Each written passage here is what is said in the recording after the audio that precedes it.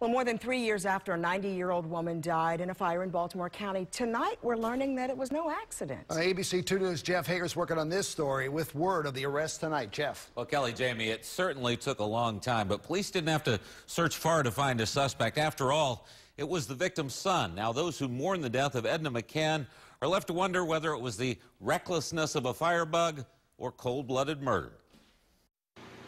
It was in the wee hours of the morning back in August of 2011 when fire spread through this house in Halethorpe, killing 90-year-old Edna Marie McCann. Beautiful woman, would help anyone, would help us. It didn't matter who you were, the neighbor, whoever. My aunt would do anything for anyone, and she will be missed greatly, greatly. When firefighters arrived, her son, Robert McCann Jr., was sitting in a car in the driveway, and it looked like he'd been lucky to escape with just burns to his arms and hands. But more than 3 years later, investigators now believe McCann had more than good fortune on his side. They say he set the fire intentionally. Sometimes when you have a really old case, the technology just isn't there yet, but you can, several years down the road, you might be able to do a good test. In this case, just putting all the pieces together took a long time, but we were able to identify who was responsible for this. He was the victim's son.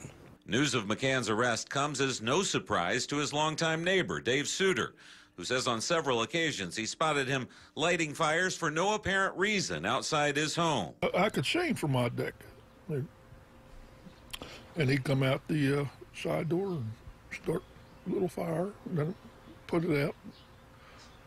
And we go back in the house and wouldn't see him for a couple days, maybe. On the night of the fire, Suter says he spoke with the lone survivor and left that conversation convinced this was a case of arson. First of all, I said, "Where's your mother?" And he just looked at me. I says, "Is she still in the house?" He said, "I don't know." But he could have got her out. I think she only died of smoke inhalation, I believe. McCann moved to Delaware shortly after that fire, and that's where state police caught up with him. Once he's returned to Maryland, he'll face charges of first-degree murder and arson. Jeff Hager, ABC 2 News.